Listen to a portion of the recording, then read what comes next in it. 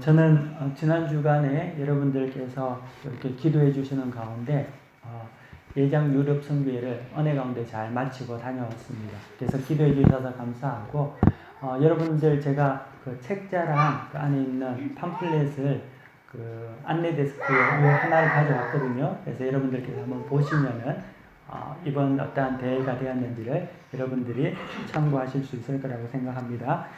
오늘은 성경 본문 민수기 6장 1절에서 7절, 22절에서 27절까지의 말씀을 가지고 나시림이라는 제목으로 여러분들께 하나님 말씀을 함께 나누기를 원합니다. 오늘 성경 본문의 나시림이라는 내용인데요. 여러분 나시림의 뜻이 무엇인 줄 아십니까? 나시림의 뜻은 구별된 자라는 뜻입니다. 그래서 오늘 주부에 보면 나시린하고 갈로 쳐서 구별된 자라고 이렇게 적어 두었는데요. 그러면 구별이 뭘까? 구별이 뭘까요? 하나님께서는 레위인을 구별했고요. 또 제사장 아론과 그의 자녀들을 구별했습니다. 회막 봉사와 제사장의 직무를 감당하기 위해서 구별된 자가 성경에서 오늘 말하는 나실인과 같은 자들인데요. 그러면 이 구별된 자들은 특별한 사람들인가? 우리가 생각해 볼 필요가 있습니다. 그들은 구별된 자는 특별한 사람들일까요? 물론 그들이 특별한 사람들은 맞습니다. 하지만 또 한편으로 본다면은 그렇지 않다는 거죠. 이 구별된 자라는 의미는 전체 회중 가운데 하나님께서 특별한 부르심이 있었다는 부르심과 소명의 관점에서는 그들은 특별한 자가 맞습니다. 하나님께서는 그 소명을 위해서 그들에게 권세를 주셨고요. 또 능력과 권위를 허락하여 주셨습니다.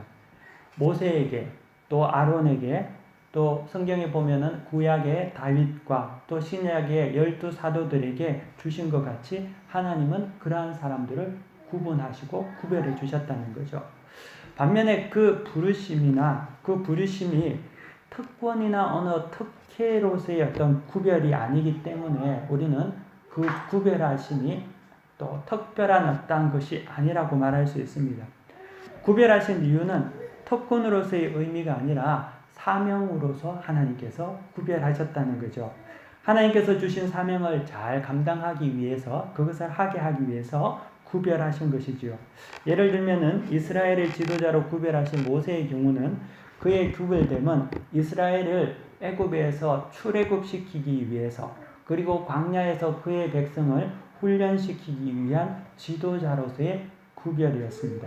이를 위해서 하나님께서는 그에게 능력을 주시고 권세와 하나님을 직접 대면할 수 있는 그러한 구별을 허락하신 것이지요. 다윗도 솔로몬도 마찬가지입니다. 그들이 왕으로 구별된 것은 그들이 특별한 능력을 가지고 있었기 때문이 아니고요. 하나님의 나라를 세우기 위한 소명 가운데 그들을 구별하여 주신 것입니다. 그래서 하나님께서는 그 구별된 자들에게 능력을 주시고 특별히 지혜와 권세를 허락하여 주셨다는 겁니다. 그러므로 이 구별이라는 것은 특권이나 특혜를 주장하기 이전에 먼저 하나님의 소명을 감당하기 위해서 세움을 받는 것을 말하고 있습니다. 제가 말씀드린 것 같이 제가 지난 주간에 예장 유럽 선교회를 다녀왔습니다. 여러분의 기도 가운데 정말 행복한 마음으로 또 섬긴 가운데 기쁘게 잘 다녀왔습니다. 가서 별로 잠을 많이 못 자서 피곤은 하지만 그래도 여러분들의 기도 가운데 마음이 든든했습니다. 예장 유럽 선교회의 이제 회원 조건이 유럽에서 선교 사역을 하거나 목회 사역을 하는 제가 소속된 교단의 선교사 또는 목회자들의 모임입니다.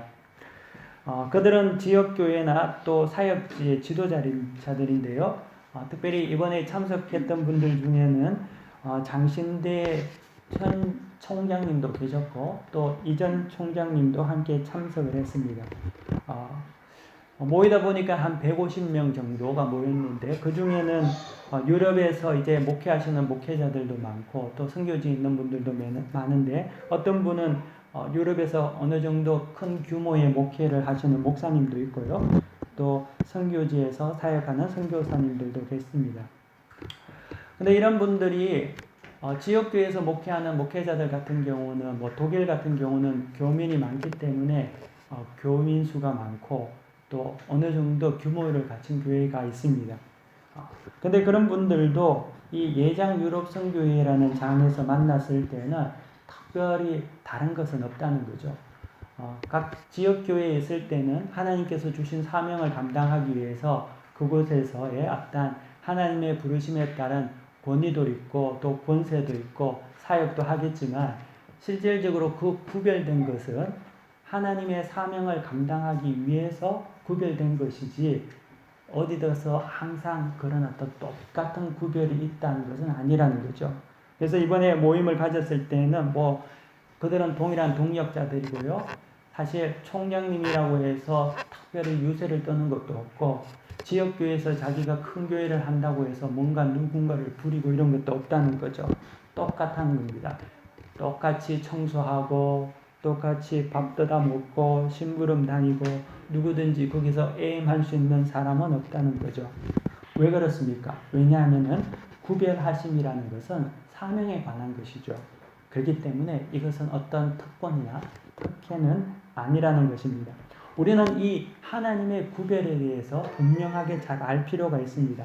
만약에 이 구별을 잘못 이해하게 되고 세상의 구별, 특혜와 같은 어떤 특별함으로 이해하게 되면 이것이 마치 자기가 뭔가 된 것 같이, 서문이 된 것 같이 기고만장하게 되고 특별히 신비한 척하게 되고 무슨 자기가 하나님의 최측근 동기동창같이 생각할 수 있다는 거죠. 특별히 하나님께서 누군가를 이뻐하셔서 특별히 사랑하셔서 예를 들면 하나님께서 특별히 저를 많이 사랑하셔서 여러분 앞에서 세웠다고 생각할 수 있다는 거죠. 하지만 그런 구별이 아니라 하나님의 사명을 감당하기 위해서 하나님께서는 사람을 구별하신다는 거죠.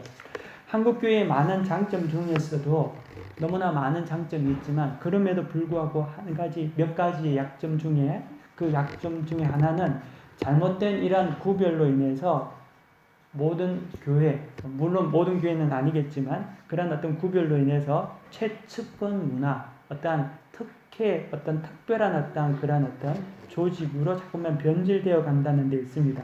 마치 성직자가 특별한 존재인 것 같이 생각하고 또 그 주변에 몇몇 최측근들, 장로, 집사 이런 사람들이 붙어서 신격화하고 우상화하고 그런 어떤 일들이 이루어진다는 거죠. 그런 말미암아 교회가 병이 들고 잘못된 교회의 자아성을 가질 수가 있다는 거죠. 그런데 오늘 성경 본문 여러분 보시면요. 민수기 오늘 6장 24절, 22절부터 이후에 보시면은 성경을 한번 보시기 바랍니다. 제가 6장 22절부터 한번 읽어보겠습니다. 여호와께서 모세에게 말씀하여 이르시되 아론과 그의 아들들에게 말하여 이르기를 너희는 이스라엘 자손을 위하여 이렇게 축복하여 이르되 여호와는 내게 복을 주시고 너희를 지키시기를 원하며 여호와는 그의 얼굴을 내게 비추사 은혜 베푸시기를 원하며 여호와는 그 얼굴을 내게로 향하여 드사 평강 주시기를 원하노라 할지니라 하라. 아멘. 하나님께서 모세에게 말씀하시는데요. 아론과 그의 아들들에게 이스라엘 자손에게 축복을 하라고 합니다. 그리고 그 축복의 내용이 여호와는 내게 복을 주시고 라고 이제 시작하죠. 24절부터 26절까지 반복되는 한 단어가 있습니다. 그게 뭡니까? 여기서 보면은 여호와가 라고 적혀 있죠. 아론과 그의 자녀들이 그의 아들들이 축복은 하지만 사실 사람이 축복하는 것이 아니라 축복은 여호와 하나님께로부터 나온다는 거죠. 그래서 여호와 하나님께서 복을 주신다고 반복적으로 이야기한다는 겁니다. 축복은 누구에서부터 나옵니까? 사람이 아니라는 거죠. 목사가 아니라는 겁니다. 하나님이 쓰신다는 거죠. 하나님이 복의 권위이시고 하나님만이 여러분에게 복을 주시는 분이라는 거죠. 그러므로 사람은 소위 말하는 소리를 내는 악기이지 연주자는 아니라는 겁니다. 저희 막내딸이 플룻을 공부합니다. 근데 독일에 갔을 때 제가 한 2년 전에 그곳에서 플룻을 하나 사가지고 왔습니다. 어릴 때는 이제 그냥 악기를 대여해서 했는데 자기가 이제 플룻을 전공을 하고 싶다길래 제가 이제 가서 하나 플룻을 사왔습니다. 근데 그 플룻을 파는 대리점이라고 할까요? 가게에 갔는데 그분이 마침 그 비엔나에서 계시는 그 음악 가게를 하시는 그런 어떤 집사님이셨어요. 근데 그분이 이제 어떤 이야기를 하냐면은 한국에서는 이제 대학 전공을 하려면 악기로 플룻을 전공하려면은 대학 입시 때 적어도 금 플룻은 가지고 들어가야지만 시험을 칠 수 있다고 하더라고요. 백금 플룻. 그냥 플룻을 들고 들어가면은 물론 제가 이게 그분한테 들은 이야기에서 100% 맞는지는 모르지만 그래도 다분히 그런 어떤 근거가 있는 것 같아요. 그냥 일반 플룻 들고 들어오면은 선생님들도 자세가 안 돼 있다고. 어떻게 플룻 연주하는 게 그런 플룻 들고 들어오냐고 그렇게 하면서 아예 감점이 있다고 한다고 합니다. 그래서 이제 저는 이제 플룻을 사는데 플룻을 사다 보니까 그런 거는 생각 못하고 고음 모양도 없고 풍채도 없고 그냥 적당한 것을 우리가 사서 우리 제 영진이한테 줬는데 하여튼 그것 가지고도 열심히 연습을 잘 하고 또 잘 사용하고 있습니다. 물론 이제 나중에 되면 좀 더 필요한 어떤 고급 플룻이 전문악기가 필요하겠죠. 플룻이 좋으면 좋겠죠. 악기가 좋으면 좋죠. 하지만 중요한 것은 악기보다 연주자가 중요하죠.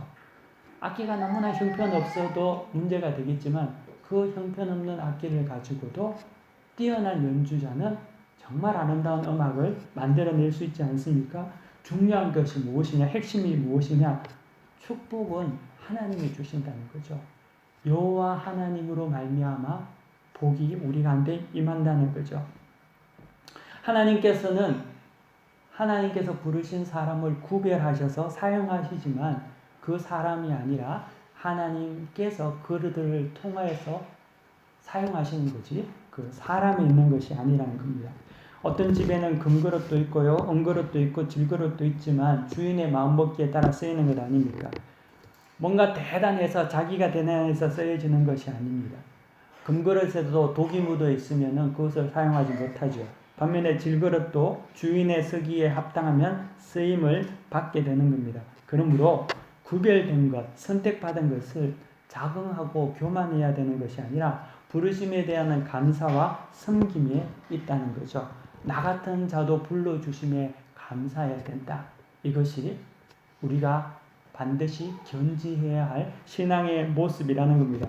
이게 만약에 잘못되게 되면요, 우리가 타락하게 됩니다. 이 구별됨이 세속의 가치로 바뀌게 된다는 거죠. 그래서 이걸 가지고 사람을 구분하고, 사람을 차별하고요, 지배하고, 자신의 특혜를 누리고, 애행하고 다니고, 그리고 성경에 보면 시장에서 문안받기를 원하고 마치 자기 자신이 대단한 신비한 능력이 있는 것 같이 굴면서 접근하지 못하게 남을 부리려고 든다는 거죠. 근데 이러한 것은 성경적인 가치가 아니라는 겁니다. 이것은 세상적인 가치죠. 그렇기 때문에 이런 세상적인 가치에 묻혀 있어서는 안 된다는 겁니다. 여러분들이 돈을 쓰더라도 돈을 잘 써야 합니다. 어떤 사람은 돈을 쓰는데 자기 사람을 만들기 위해서 돈을 쓰는 사람이 있습니다. 밥 사주고 옷 사주고 그리고 가정형편이 어렵다고 하면은 돈도 많이 줍니다. 그리고 심지어 자녀들의 대학까지 보내줍니다. 생계까지 책임져 주죠. 큰 은혜를 끼칩니다. 감동하게 만들죠. 좋죠. 하지만 문제는 그 마음 중심에 그것을 통하여서 자기의 사람을 만들기 위해서 자기의 측근을 만들기 위해서 돈을 쓴다면은 그 동기가 잘못됐다는 거죠.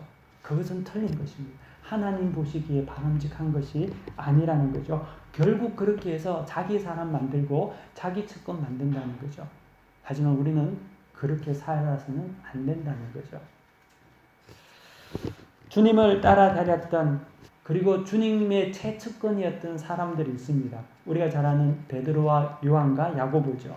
그들은 주님이 가시는 곳곳마다 따라다녔던 3명의 측근들이었습니다.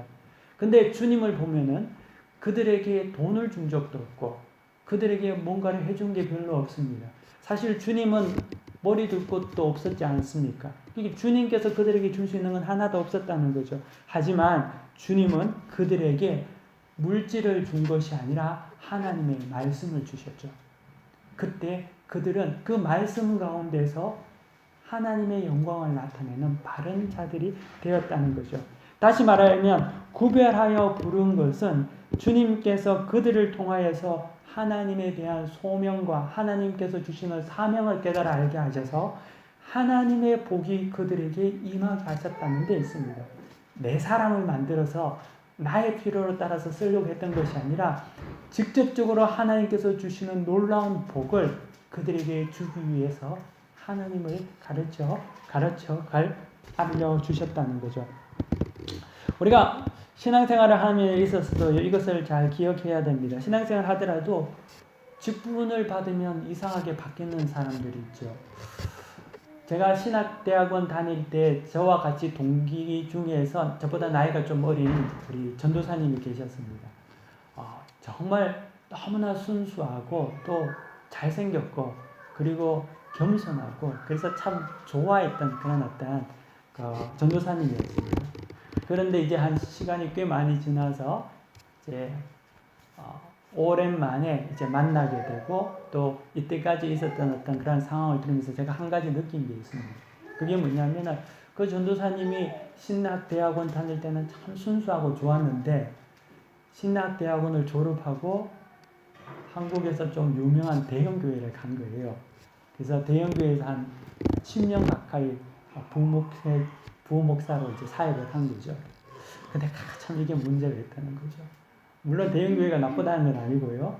그 교회가 또 좋은 일도 많이 하죠. 근데 그런 곳에 있다 보니까 그 전도사 시절의 순수했던 모습이 사라진 겁니다.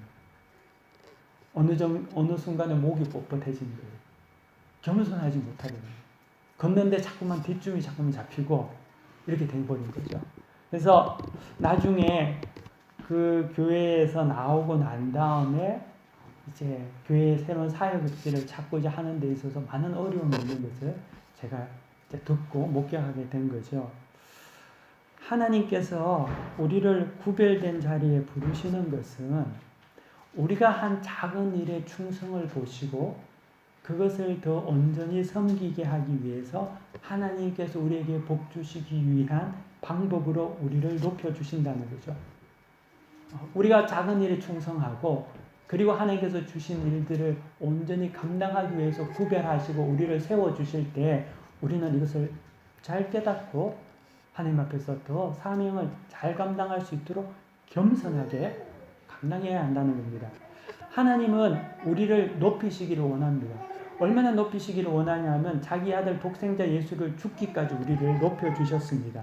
그리고 하나님은 우리에게 이야기하십니다. 착하고 충성된 종아 라고 이야기한다는 거죠.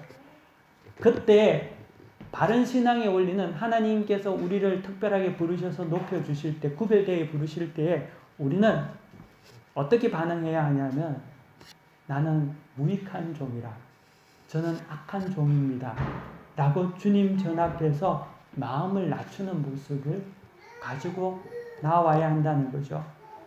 여러분들이 하나님께서 여러분들을 높여주실 때 구별하여 주실 때 그때 주님 저는 무익한 종입니다. 악한 종입니다. 이렇게 돼야지만 이게 맞는 거지. 하나님께서 높여주실 때 그렇죠. 주님 감사합니다. 제가 높아져서 주의 영광을 위해서 제가 높은 사람입니다. 이렇게 돼서는 안 된다는 거예요. 이게 항상 잘 밸런스를 맞아야 한다는 거죠. 교회에서 제자 훈련을 받고요. 교회에서 직분을 받고 구별된 자가 되었습니다. 하지만 요즘에는 또 그렇게 직분을 받고 무슨 훈련을 받아도 내가 구별되었다고 생각하지 못하는 게 문제죠. 물에 술 탄 듯 술에 물 탄 듯 아무 생각 없이 직분을 받더라도 그냥 생각 없이 개념 없이 사는 것도 참 심각한 문제지만 또 동시에 구별되었다고 해서 마치 자기가 특별한 사람이 된 것 같이 행세하는 것도 이것도 문제가 되는 거죠. 성숙한 신앙이 아니라는 거죠. 우리는 이것을 잘 생각해야 합니다. 내가 하나님 앞에서 어떤 부르심을 받았는지 하나님께서 여기에 각자에게 주신 부르심이 있거든요. 한국에서는 뭐 집사를 받는 것도 뭐 교회 나오면 1년 지나면 무조건 집사 쫙 다 명단을 다 써서 올리고 그러다 보니까 이게 내가 집사를 받은 건지 내가 뭐 해야 되는지 구분이 안 되고 그냥 아무 생각 없이 지내는 거 이것도 참 심각한 문제겠죠. 하지만 하나님께서 우리에게 부르시면은 그 부르심에 대한 구별됨에 대한 하나님의 사명이 있다는 것을 우리는 기억해야 한다는 겁니다. 민수기 6장은요, 나실인에 관한 법인데요. 구별된 자는 두 가지 종류의 구별이 있었습니다. 하나는 하나님께서 직접 손수 부르시는 구별을 시킨 자들이죠. 예를 들면은 모세, 여호수아, 아론과 그의 아들들 그리고 레위인들을 말합니다. 이들은 하나님께서 직접 그들을 부르셨습니다. 선택하셨죠. 그러면 이 하나님의 부르심, 구별됨은 하나님 편에서만 이루어지냐? 그건 아니라는 거죠. 하나님은 공평하셔서 하나님께서 내가 특별히 이 사람을 해야 되겠다 해서 부르시고 나머지 사람은 그게 끼지도 못하게 하지 않았다는 거죠. 하나님은 공평하시고 우리에게 동일한 혜택과 조건을 주십니다. 하나님께서 부르지 않아도 직접 자기가 구별된 자가 될 수 있었는데 이것이 오늘 성경 본문 민수기 6장에서 말하는 나실인에 관한 법입니다. 이 나실인은 자기가 서원함으로 하나님 앞에 구별된 자로서 살아가는 자를 나실인이라고 말하는데요. 예를 들면은 우리가 성경에 보면은 마지막 사사인 사무엘이 하나의 좋은 예가 됩니다. 사무엘은 원래 하나님 앞에 부름받은 제사장은 아니죠. 왜냐하면 제사장은 아론의 계열이 했으니까. 근데 사무엘은 어머니 한나가 기도하면서 자기 아들 사무엘을 하나님께 소원해서 바친 자입니다. 그래서 하나님께서 이 사무엘을 쓰시고 이 사무엘은 나실인으로서 하나님께 구별되어 바쳐졌기 때문에 나중에 이스라엘의 마지막 사사요 제사장의 직분, 선지자의 직분을 감당하는 그러한 자가 된 것이죠. 이렇듯 구별된 자는 자신의 소원이나 부모의 소원에 의해서 어느 누구나 가능했다는 겁니다. 하나님께서 딱히 구별하셔서 된 것뿐만 아니라 나 또한 내가 하나님 앞에 구별된 자가 될 수 있다는 거죠. 하나님은 독재자가 아니기 때문에 하나님 마음대로 하지 않는다는 거죠. 항상 하나님께서는 그 부분에 대해서 우리에게 사명을 가지고 쓰임받기를 원하는 모든 자들에게 방법을 열어놔 주었다는 거죠. 하나님께서 축복받을 수 있는, 하나님께 축복받을 수 있는 방법들을 다 주셨다는 거죠. 그리고 성경에 보면은요, 6장 2절에 보면 그 대상도 남자나 여자라고 해서 누구나 가능했다는 거죠. 누구나, 남자라고 해서 하나님의 소명을 받는 것이 아니라 여자도 동일하게 감당할 수 있게 하셨다는 거죠. 그리고 또 이 나실인의 법은 특정 기간 동안 정할 수 있었습니다. 평생 나실인으로서 살아가는 사무엘과 같은 경우도 있었지만 어떤 일정 기간 동안 나실인의 서약을 함으로써 하나님과 더 깊은 영적인 관계를 만들게 할 수 있는 그러한 어떤 경우도 있었다는 겁니다. 요즘에 현대인의 수명이 몇 세입니까? 현대인의 수명이 한 100세 정도, 이제 100세 시대가 됐다고 하지 않습니까? 예전에는 60대면 환갑잔치 했잖아요. 근데 요즘엔 60대 환갑잔치하면 요거도 먹는 거 아시죠? 요즘은 60대 환갑잔치하면 젊은 놈이 까분다고 이렇게 하고, 경로당도 60세에 들어가면 주전자 들고 물 뜯어다 들고 이렇게 해야 된다고 하더라고요. 근데 여러분, 만약에 우리가 이제 100세 시대라고 해서 100세를 산다면 인생 100년 중에 우리가 11조도 하나님께 드리는데 인생의 10% 나실인과 같이 하나님께 드리는 그러한 어떤 삶도 굉장히 의미 있지 않겠습니까? 여러분 어떻습니까? 여러분들 지금 살면서 하나님께 얼마나 여러분의 인생을 온전히 드리며 살았습니까? 제가 대학 다닐 당시에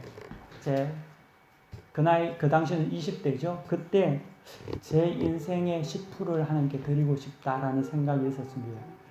지금은 이제 그게 없는데 예전에는 선교 한국이라는 게 있었습니다. 그래서 한 4년인가 2년마다 모였는데 그때 정말 많은 젊은이들이 함께 모여서 선교사로서 헌신하고 또 자기 자신 하나님께 드리는 그런 어떤 인생의 11조를 드리는 어떤 운동들이 있었습니다. 물론 저 또한 그곳에 가기도 했고 물론 선교 한국을 통해서 제가 선교사로 헌신한 건 아니었지만 하나님께 내 인생의 10분의 1을 드리고 싶어서 선교지에 가서 1년을 보내기도 하고 그렇게 했습니다. 그러다 보니까 그 인생의 10%가 제 인생의 100%가 되었습니다. 여러분, 우리가 100세까지 살면서 평생 내 자신만 위해서 살고 내 가족만 위해서 살고 내 사업을 위해서 살고 그렇게 살다가 죽어서 주님 앞에 갔을 때 주님께서 여러분들에게 너는 100년 살면서 뭐 하고 왔니? 라고 물으면은 여러분 어떻게 대답할 겁니까? 주님, 저는 너무 일이 바빠서 정신없이 살다 왔습니다. 저는 우리 아이들 정말 키우는데 시간 다 보냈습니다. 라고 이야기한다면은 아마 주님께서는 나는 너를 위해서 피 흘려 죽었는데 넌 나를 위해서 얼마나 시간을 투자했냐? 라고 묻지 않을까? 그러면은 정말 염치가 없고 부끄러울 것 같습니다. 여러분들은 믿음으로 구원을 받지 않습니까? 여기 계신 분들이 믿음이 있으면 다 하나님 앞에 천국에 가시겠죠. 천국은 들어가는데 주님 만날 때 부끄럽지 않으려면 우리 자신을 하나님께 드릴 수 있는 그런 어떤 나시린의 제사가 필요하지 않을까라고 생각해 봅니다. 나시린의 제도라는 것은 이런 것이라는 거죠. 평생이 아니더라도 인생의 일정 기간 동안 하나님께 헌신함으로써 쓰임받는 것. 이것이 나시린이라는 거죠. 여러분들이 이 나시린의 법을 잘 여러분들이 묵상하시면서 여러분의 삶에 적용할 필요가 있습니다. 이제는 나시린의 제도는 없습니다. 하지만 그 정신만은 남아있어야 한다는 거죠. 여러분이 교회의 직분자로서 아니면 교회에서 여러분들이 사명자로서 성도로서 믿음 생활을 하면서 이것을 인지하고 사명을 감당해서 살아간다면 여러분은 영적인 나시린이 될 수 있는 거죠. 꼭 목사만, 전도사만, 선교사만 나시린이 아니라 여러분도 동일하게 나시린의 삶을 살아갈 수 있다는 거죠. 여러분들이 직분을 받았지 않습니까? 여러분들이 교회에서 받은 사명이 있지 않습니까? 여러분들이 봉사하는 것이 있지 않습니까? 그것을 내가 하나님 앞에 부르심을 받은 선택이라고 여러분들이 구별되었다고 믿음으로 믿고 하나님께 온전히 살면 그것이 나시린의 법이라는 거죠. 근데 이것을 깨닫지 못하고 덜렁덜렁 지나다 보면 아무런 의미가 없는 것이 되고 만다는 거죠. 나시린으로서 사는 동안에는 조건이 있었습니다. 첫 번째 성경에 보면은요, 나시린은 포도주나 독주를 마시지 말고 포도나무의 소산을 먹지 말라고 했고요. 두 번째는 삭도를 머리에 대지 말라고 했고 머리를 길게 자르게 하라고 했습니다. 그리고 세 번째는 구별하는 날 동안에 시체를 만지지 말라고 나시린의 법으로 정해져 있습니다. 구별된 자로서는 그에 따른 어떤 절제가 있어야 한다는 거죠. 여러분 한번 생각해 보십시오. 제가 자그레브 시내를 다니는데 자그레브 시내에서 여러분과 제가 만났는데 제가 가면서 담배를 이렇게 물고 다니면서 피고 지나가는데 여러분을 만났다. 제가 식당에서 밥을 먹는데 밥상 옆에 반주를 딱 곁들여서 한 잔씩 먹으면서 밥을 먹는다. 그러면 은혜가 되겠습니까? 여러분들이 제가 그런 어떤 모습을 하는데 그런 모습으로 지내면 여러분들이 저에게 하나님의 복을 빌어달라고 기도를 받으러 올 수 있겠습니까? 그렇지는 않겠죠. 여러분 담배 피운다고 지옥 갑니까? 술 마신다고 지옥 갑니까? 천국에 못 갑니까? 아니죠. 구원은 믿음으로 받는 것 아닙니까? 하지만 그럼에도 불구하고 하고 말고의 문제를 떠나서 성도는 구별되어 있다는 거죠. 천국은 믿음으로 가지만 그 믿음은 참 믿음은 항상 덕을 이룬다는 겁니다. 행함이 있다는 거죠. 그렇기 때문에 나는 믿음이 있기 때문에 아무거나 다 할 수 있어. 그거는 구원파나 이단들이 하는 소리죠. 믿음을 가진 자는 덕스럽습니다. 절제합니다. 은혜를 끼치게 되어 있다는 거죠. 나시린도 마찬가지라는 거죠. 특별히 나시린으로 지내는 동안 술을 금해야 하는 이유는 사명의 자리에 있는 자는 항상 바른 정신을 소유하고 있어야 된다는 거죠. 술은 우리에게 판단의식을 허리멍텅하게 합니다. 술은 현실을 도피하게 만들고 또 즐거움이나 쾌락을 극대화하게 하는 매체라는 거죠. 하나님 앞에 구별된 삶을 살아가는 그 기간 동안 그 사람은 술을 가까이 하지 말라는 의미는 바른 정신을 소유하고 그 정신 속에서 윤리적으로, 논리적으로, 성경적으로 이 모든 것에 정확하고 명확하고 클리어하게 살아가야 한다는 거죠. 그렇기 때문에 나시린은 술을 금하게 된 것이죠. 우리는 그 의미를 알아야 된다는 거죠. 이것은 술만 비단 말하는 것이 아니죠. 여러분들이 만약에 구별된 자로서 살아가는데 게임에 중독이 되어 있다든지 쇼핑에 중독이 되어 있다든지 여행에 중독이 되어 있다든지 TV에 중독이 되어 있다든지 이것은 구별되어 있지 않다는 거죠. 왜냐하면은 그로 말미암아 바른 정신을 가지고 하나님을 섬길 수 없다는 거죠. 어떤 집사님이 주일날 자기가 여전도에 헌신 예배를 하게 되는데 그 집사님이 여전도의 회장인 거예요. 근데 이분이 워낙 재테크에 관심이 많은 분이어가지고 그 주일날 헌신 예배 드리는 그 아침에 예배 드리기 전에 부동산하고 아파트를 다 알아본다고 정신없이 돌아다니다가 헌신 예배 시작하기 바로 10분 전에 아슬아슬하게 도착한 겁니다. 그래서 예배를 이제 드리는데 이분이 이제 회장이니까 이제 사회를 봐야 되지 않습니까?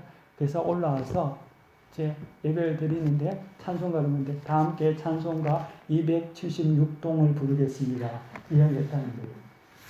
얼마나 아파트 보고 다녔으면 장이 동으로 바뀌고 바른 정신이 아닌 거죠. 그러니까 이 나시린이라는 것은 우리가 하나님 앞에서 바른 정신을 소유해서 하나님을 섬길 수 있도록 다른 것들을 절제하라는 것에 의미를 가지고 있다는 거죠. 또 두 번째는 삭도를 대지 말라고 합니다. 이는 세상의 풍속을 따라 살지 말라는 거죠. 여러분 고대 근동에서 사람들은 이 이방 종교의 제사장들이 머리를 둥글게 깎기도 하고 머리에 어떤 이상한 모양을 만들었다고 합니다. 그래서 나시린에게 삭도를 대지 말라고 한 것은 이와 같이 이방 풍속, 세상 풍속을 따라 살지 말라는 거죠. 여러분 어떤 분은 머리를 손질하는데 2시간 걸리는 분이 있습니다. 우리가 잘 알듯이 세월호 사건 때도 박근혜 대통령이 머리 손질하는 걸로 인해서 얼마나 말이 많고 구설수에 오르지 않았습니까? 하나님의 사명을 감당한 자리에 있는 자는 먼저 세상의 풍습과 문화에 흥청망청 취해 있어서는 안 된다는 거죠. 구별된 삶을 살아가는데 늘 유행가 부르고 세상 브랜드에 관심이 많고 세상 정보에 정말 민감하고 TV의 드라마 순서 완전히 일주일치를 다 깨고 있고 연애 정보는 다 알고 그런데 성경은 66권인지 67권인지도 잘 모르고 말라기라고 하면 말라기가 어디 있는지도 모르고 그렇게 한다면 그것도 구별된 삶이 아니라는 거죠. 어느 목사님의 설교를 듣는데요. 그 목사님이 그런 이야기를 하는 걸 들었습니다. 미국에 집회를 갔는데 그 교회 이제 목사님이 이제 집회 중에 자기 교회 교인 중 집사님 한 분이 큰 병을 앓고 있어서 병원에 입원해 계신다는 거예요. 그래서 강사 목사님에게 우리 교회 집사님을 위해서 기도를 해주고 좀 위로해 달라고 병원에 한번 신방을 하자고 이야기했다는 겁니다. 그래서 이제 신방을 간 거죠. 그 신방 가서 그 목사님이 강사 목사님이 이런저런 이야기를 나누면서 잠언 말씀을 이야기를 하고 많은 위로를 하고 기도를 하고 이제 나왔다고 합니다. 근데 나오는데 그 집사님께서 그 강사 목사님을 잠시 부르더니만 하는 말이 목사님 그 잠언에 대해서 오늘 말씀을 많이 해주셨는데 그 잠언은 어디 가면 살 수 있습니까? 라고 물었다는 거예요. 그러니까 이분이 집사님인데 잠언이 성경 안에 있는지 모르고 그냥 물었다는 거죠. 그러니까 그 목사님이 아이고 집사님인데 성경 안에 잠언이 있지 말하면 부끄러울까봐 곧 알게 될 거라고 하고 왔다고 그런 이야기를 들은 적이 있습니다. 우리도 정말 세상에 빠져서 세상 풍속에 빠져서 살고 있지 않는지 우리가 예수 그리스도 믿는 자로 구별되었는데 그렇게 살고 있는지 아닌지는 우리가 한번 곰곰이 생각해 봐야 될 점이 있습니다. 그리고 세 번째로는 시체를 가까이 하지 말라고 합니다. 제사장은 시체를 가까이 하지 말라고 하나님께서 명령하셨고요. 심지어 대제사장인 아론은 부모가 죽었을 때 부모의 시체도 만지지 말라고 했습니다. 레위기 10장에 보면은 아론의 아들 나답과 아비후가 잘못된 불로 제사 드리다가 죽임을 당합니다. 그때 하나님께서는 아론 보고 울지 말라고 하시거든요. 왜 하나님께서는 제사장에게 그런 명령을 하셨을까요? 좀 잔인하다고 생각이 들지 않습니까? 하지만 그런 이유가 있습니다. 현대 기독교 신자들에게 가장 약한 것은 그들의 신앙의 정체성이라는 거죠. 세상의 가치가 너무 교회 안팎으로 흘러 넘치다 보니까 진정 내가 믿는 신앙에 대한 정체성이 없다는 겁니다. 사실 교회 안에서 배운 게 별로 없다는 거죠. 주일날 예배에 와서 설교 말씀 한번 듣는데 그 듣는 것도 자기가 원하고 자기에게 유익하고 위로해주는 말만 듣고 진정 하나님의 말씀은 다 걸러낸다는 데 있습니다. 또 교회도 하나님의 말씀을 통해서 우리의 죄를 덜쳐내는 설교를 하면 교인들이 안 오기 때문에 소위 말하는 사업 원리상 교인들이 듣기 좋아하는 말을 자꾸만 이야기한다는 거죠. 그러다 보니까 교회에 오면은 자기가 회심하고 변화되어야 되지 않고 자꾸만 사람들이 스스로의 자기의 어떤 생각을 더 공고하게 말씀을 뜯어붙여서 자기 생각을 뜯어붙이는 내가 복음의 주인공이 돼가 만다는 거죠. 그러므로 말미암아 변화가 없습니다. 성화되지 않는다는 거죠. 그냥 신앙이 그냥 자기 위주의 신앙이 되고 말았지 하나님을 알지를 못하게 된다는 거죠. 그리고 교회에서도 봉사를 하긴 하는데 교회 안에 있는 봉사의 내용들이 특강이라든지 세미나라든지 사역을 하는데 그런 어떤 것들도 세상에서 하는 일들을 많이 한다는 겁니다. 그러다 보니까 이 성도라는 자의식과 정체성이 잘 뭐가 뭔지를 모른다는 거죠. 그에 와서 행사 봉사하는데 그런 어떤 봉사 또한 세상에서 문화센터에서 하는 비슷한 것들을 하고 하니까 이게 교회 사역이고 이게 믿음 생활이라고 착각하게 되고 말았다는 거죠. 그러므로 말미암아 신앙의 정체성이 자꾸만 사라지고 내가 믿는 바 하나님의 뜻이 뭔지를 모른다는 거죠. 그러므로 말미암아 세상과 섞여버렸다는 거죠. 성경에서 제사장들에게 시체를 가까이 하지 말라, 나시린에게 시체를 가까이 하지 말라는 것은 시체는 죽음을 상징하는 거 아닙니까? 근데 이 죽음이라는 것은 죄를 상징하는 것이지요. 구별된 나시린은 특별히 죄를 상징하는 죽음에 가까이 해서는 안 된다는 거죠. 그래서 구별된 사람은 죄를 멀리해야 한다. 바른 정체성을 가지고 있어야 한다. 하나님께서 원하시는 자는 죄를 멀리하는 자라는 거죠. 죄에서 떠나야 한다는 것이 나시린의 구별된 증거라는 거죠. 그렇기 때문에 시체를 가까이 하지 말라는 거죠. 죽음을 가까이 하지 말라는 거죠. 여러분, 죄는 무엇입니까? 죄는 주님께서 여자를 보고 음욕을 품는 자는 이미 간음했다고 하셨고요. 구약에 따르면 신체적인 간음죄가 죄였지만 주님은 내면 중심까지 파고 들어가셔서 그 뿌리를 정죄하셨죠. 눈에는 눈, 이에는 이라고 율법을 가르쳤지만 주님은 형제에게 나가라고 이야기하는 모든 자가 지옥불에 던져질 것이라고 하셨습니다. 다시 말하면 죄라는 것은 행위 규범뿐만 아니라 내 속에 있는 모든 동기까지라고 죄라고 보셨다는 거죠. 그러므로 나시린은 그런 근본적인 죄의 문제에서부터 우리 자신을 정결케 해야 한다는 거죠. 구별된 사람은 그러한 동기에서부터 우리 자신을 정결케 해야 한다는 겁니다. 여러분, 선교사가 선교지에 가면 뭐합니까? 가서 그곳에서 어린아이들 성추행하고 그곳에서 문제 일으키면 그것이 아무런 의미가 없는 것 아닙니까? 이것은 구별된 자가 아니라는 거죠. 나시린의 규례에서는 구별된 날로 자기가 서원하여 살다가 중도에 실패하게 되면, 예를 들면은 시체를 만진다든지 술을 먹는다든지 이렇게 되면 그 자기가 지내왔던 나시린의 기간이 모두가 무효가 되는 거죠. 말짱 도루묵이 되고 만다는 겁니다. 내가 1년을 하나님께 소원해서 삽니다. 예를 들면 나시린의 규례에 따라서 하나님 우리에게 좀 적용하면, 여러분들이 만약에 집사가 되어서 1년 동안 하나님 앞에서 직분을 받았다고 칩시다. 근데 그 기간 동안 한 6개월이 지나서 술을 마시거나 아니면 세상 풍속에 따라 살거나 그것에 취해서 모든 것을 행하게 되면 그것이 무효가 된다는 거죠. 그러면 이전의 6개월은 그냥 무효 처리가 되고 다시금 속건제와 속죄제를 드리고 모든 것이 포맷되어서 다시 시작해야 되는 것이 나시린의 규례였다는 거죠. 다시 하려면 그날부터 다시 카운트가 시작된다는 거죠. 그렇게 본다면은 사실 우리를 적용해서 본다면 하나님의 축복에 관해서 하루도 정립이 안 된 사람이 얼마나 많지 않겠습니까? 하나님 앞에 헌신해서 쓰임 받겠다고 마음으로 헌신하고 난 다음에 하다가 며칠 지나서 이거 힘들어서 더 이상 못하겠다 해서 또 깨먹고, 그리고 또 하다가 또 깨먹고, 모든 게 다 리셋이 되고 무효가 되고 나중에 하나님 앞에 왔을 때는 남는 게 없다는 거죠. 하나님은 이 나시린의 법을 통해서 우리에게 축복하기를 원하십니다. 왜 나시린의 소원을 하게 될까요?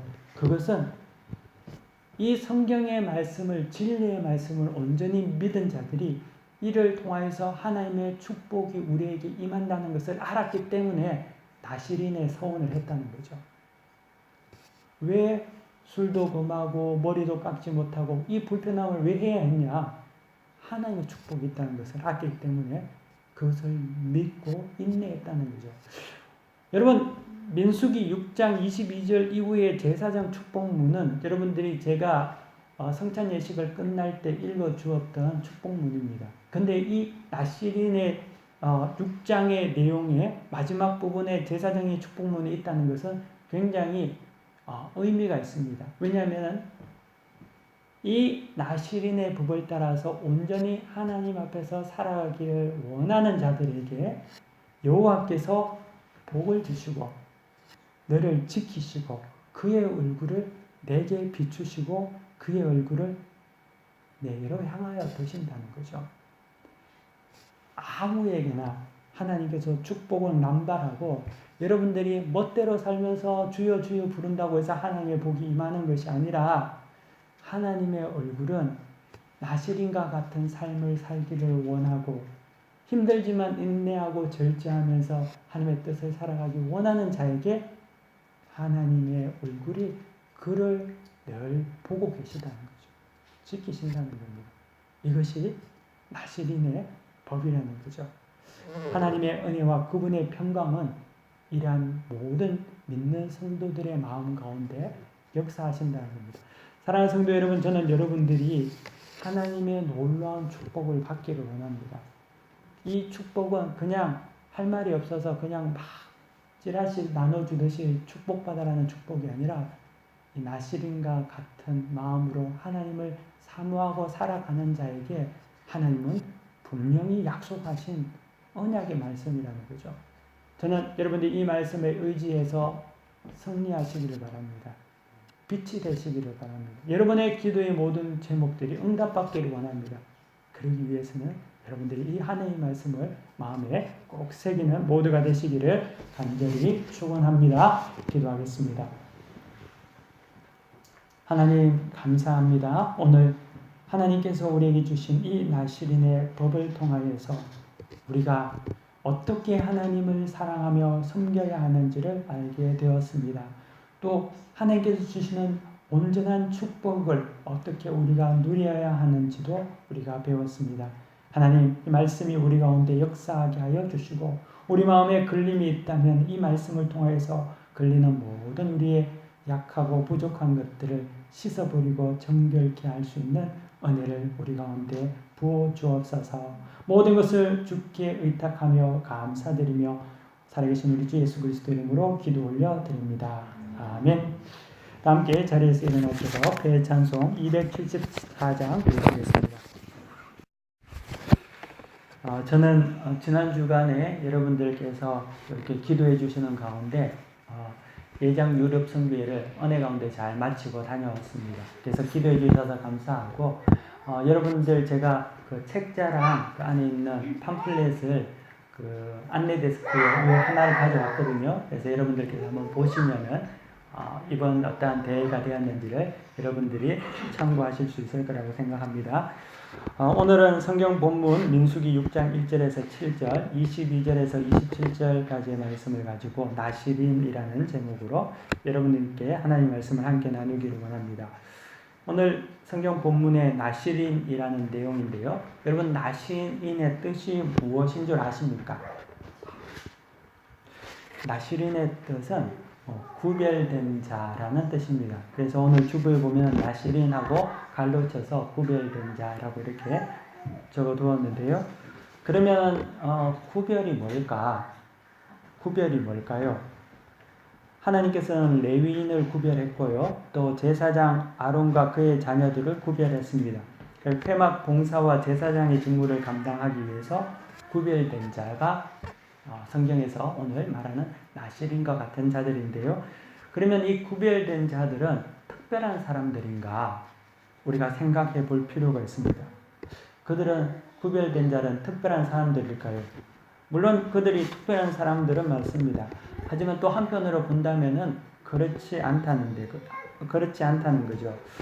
이 구별된 자라는 의미는 전체 회중 가운데 하나님께서 특별한 부르심이 있었다는 부르심과 소명의 관점에서는 그들은 특별한 자가 맞습니다.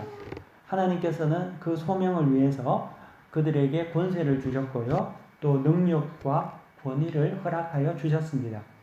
모세에게 또 아론에게 또 성경에 보면은 구약의 다윗과 또 신약의 12사도들에게 주신 것 같이 하나님은 그러한 사람들을 구분하시고 구별해 주셨다는 거죠.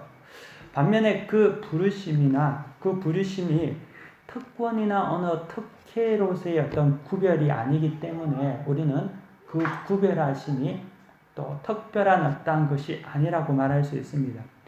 구별하신 이유는 특권으로서의 의미가 아니라 사명으로서 하나님께서 구별하셨다는 거죠. 하나님께서 주신 사명을 잘 감당하기 위해서, 그것을 하게 하기 위해서 구별하신 것이지요. 예를 들면은 이스라엘을 지도자로 구별하신 모세의 경우는 그의 구별됨은 이스라엘을 애굽에서 출애굽시키기 위해서, 그리고 광야에서 그의 백성을 훈련시키기 위한 지도자로서의 구별이었습니다. 이를 위해서 하나님께서는 그에게 능력을 주시고 권세와 하나님을 직접 대면할 수 있는 그러한 구별을 허락하신 것이지요. 다윗도 솔로몬도 마찬가지입니다. 그들이 왕으로 구별된 것은 그들이 특별한 능력을 가지고 있었기 때문이 아니고요. 하나님의 나라를 세우기 위한 소명 가운데 그들을 구별하여 주신 것입니다. 그래서 하나님께서는 그 구별된 자들에게 능력을 주시고 특별히 지혜와 권세를 허락하여 주셨다는 겁니다. 그러므로 이 구별이라는 것은 특권이나 특혜를 주장하기 이전에 먼저 하나님의 소명을 감당하기 위해서 세움을 받는 것을 말하고 있습니다. 제가 말씀드린 것 같이 제가 지난 주간에 예장 유럽 선교회를 다녀왔습니다. 여러분의 기도 가운데 정말 행복한 마음으로 또 섬긴 가운데 기쁘게 잘 다녀왔습니다. 가서 별로 잠을 많이 못 자서 피곤은 하지만 그래도 여러분들의 기도 가운데 마음이 든든했습니다. 예장 유럽 선교회의 이제 회원 조건이 유럽에서 선교 사역을 하거나 목회 사역을 하는 제가 소속된 교단의 선교사 또는 목회자들의 모임입니다. 그들은 지역교회나 또 사역지의 지도자들인데요. 특별히 이번에 참석했던 분들 중에는 장신대 현 총장님도 계셨고 또 이전 총장님도 함께 참석을 했습니다. 모이다 보니까 한 150명 정도가 모였는데 그 중에는 유럽에서 이제 목회하시는 목회자들도 많고 또 선교지에 있는 분들도 많은데 어떤 분은 유럽에서 어느 정도 큰 규모의 목회를 하시는 목사님도 있고요. 또 선교지에서 사역하는 선교사님들도 계십니다. 근데 이런 분들이 지역교회에서 목회하는 목회자들 같은 경우는 독일 같은 경우는 교민이 많기 때문에 교민 수가 많고 또 어느 정도 규모를 갖춘 교회가 있습니다. 근데 그런 분들도 이 예장 유럽 선교회라는 장에서 만났을 때는 특별히 다른 것은 없다는 거죠. 각 지역교회에 있을 때는 하나님께서 주신 사명을 감당하기 위해서 그곳에서의 어떤 하나님의 부르심에 따른 권위도 있고 또 권세도 있고 사역도 하겠지만 실질적으로 그 구별된 것은 하나님의 사명을 감당하기 위해서 구별된 것이지 어디서 항상 그런 어떤 똑같은 구별이 있다는 것은 아니라는 거죠. 그래서 이번에 모임을 가졌을 때는 그들은 동일한 동역자들이고요. 사실 총장님이라고 해서 특별히 유세를 떠는 것도 없고 지역교회에서 자기가 큰 교회를 한다고 해서 뭔가 누군가를 부리고 이런 것도 없다는 거죠. 똑같은 겁니다. 똑같이 청소하고 똑같이 밥 뜯어 먹고 심부름 다니고 누구든지 거기서 에임할 수 있는 사람은 없다는 거죠. 왜 그렇습니까? 왜냐하면 구별하심이라는 것은 사명에 관한 것이죠. 그렇기 때문에 이것은 어떤 특권이나 특혜는 아니라는 것입니다. 우리는 이 하나님의 구별에 대해서 분명하게 잘 알 필요가 있습니다. 만약에 이 구별을 잘못 이해하게 되고 세상의 구별, 특혜와 같은 어떤 특별함으로 이해하게 되면 이것이 마치 자기가 뭔가 된 것 같이, 서문이 된 것 같이 기고만장하게 되고 특별히 신비한 척하게 되고 무슨 자기가 하나님의 최측근 동기동창같이 생각할 수 있다는 거죠. 특별히 하나님께서 누군가를 이뻐하셔서 특별히 사랑하셔서 예를 들면 하나님께서 특별히 저를 많이 사랑하셔서 여러분 앞에서 세웠다고 생각할 수 있다는 거죠. 하지만 그런 구별이 아니라 하나님의 사명을 감당하기 위해서 하나님께서는 사람을 구별하신다는 거죠. 한국교회의 많은 장점 중에서도 너무나 많은 장점이 있지만 그럼에도 불구하고 몇 가지의 약점 중에 그 약점 중에 하나는 잘못된 이러한 구별로 인해서 모든 교회, 물론 모든 교회는 아니겠지만 그런 어떤 구별로 인해서 최측근 문화, 어떤 특별한 그런 조직으로 자꾸만 변질되어 간다는 데 있습니다. 마치 성직자가 특별한 존재인 것 같이 생각하고 또 그 주변에 몇몇 최측근들, 장로, 집사 이런 사람들이 붙어서 신격화하고 우상화하고 그런 어떠한 일들이 이루어진다는 거죠. 그런 말미암아 교회가 병이 들고 잘못된 교회의 자아성을 가질 수가 있다는 거죠. 그런데 오늘 성경 본문 여러분 보시면요. 민수기 오늘 6장 24절, 22절부터 이후에 보시면은 성경을 한번 보시기 바랍니다. 제가 6장 22절부터 한번 읽어보겠습니다. 여호와께서 모세에게 말씀하여 이르시되 아론과 그의 아들들에게 말하여 이르기를 너희는 이스라엘 자손을 위하여 이렇게 축복하여 이르되 여호와는 내게 복을 주시고 너희를 지키시기를 원하며 여호와는 그의 얼굴을 내게 비추사 은혜 베푸시기를 원하며 여호와는 그 얼굴을 내게로 향하여 드사 평강 주시기를 원하노라 할지니라 하라. 아멘. 하나님께서 모세에게 말씀하시는데요. 아론과 그의 아들들에게 이스라엘 자손에게 축복을 하라고 합니다. 그리고 그 축복의 내용이 여호와는 내게 복을 주시고 라고 이제 시작하죠. 24절부터 26절까지 반복되는 한 단어가 있습니다. 그게 뭡니까? 여기서 보면은 여호와가 라고 적혀 있죠. 아론과 그의 자녀들이 그의 아들들이 축복은 하지만 사실 사람이 축복하는 것이 아니라 축복은 여호와 하나님께로부터 나온다는 거죠. 그래서 여호와 하나님께서 복을 주신다고 반복적으로 이야기한다는 겁니다. 축복은 누구에서부터 나옵니까? 사람이 아니라는 거죠. 목사가 아니라는 겁니다. 하나님이 쓰신다는 거죠. 하나님이 복의 권위이시고 하나님만이 여러분에게 복을 주시는 분이라는 거죠. 그러므로 사람은 소위 말하는 소리를 내는 악기이지 연주자는 아니라는 겁니다. 저희 막내딸이 플룻을 공부합니다. 근데 독일에 갔을 때 제가 한 2년 전에 그곳에서 플룻을 하나 사가지고 왔습니다. 어릴 때는 이제 그냥 악기를 대여해서 했는데 자기가 이제 플룻을 전공을 하고 싶다길래 제가 이제 가서 하나 플룻을 사왔습니다. 근데 그 플룻을 파는 대리점이라고 할까요? 가게에 갔는데 그분이 마침 그 비엔나에서 계시는 그 음악 가게를 하시는 그런 어떤 집사님이셨어요. 근데 그분이 이제 어떤 이야기를 하냐면은 한국에서는 이제 대학 전공을 하려면 악기로 플룻을 전공하려면은 대학 입시 때 적어도 금 플룻은 가지고 들어가야지만이 시험을 칠 수 있다고 하더라고요. 백금 플룻. 그냥 플룻을 들고 들어가면은 물론 제가 이게 그분한테 들은 이야기에서 100% 맞는지는 모르지만 그래도 다분히 그런 어떤 근거가 있는 것 같아요. 그냥 일반 플룻 들고 들어오면은 선생님들도 자세가 안 돼 있다고. 어떻게 플룻 연주하는 게 그런 플룻 들고 들어오냐고 그렇게 하면서 아예 감점이 있다고 한다고 합니다.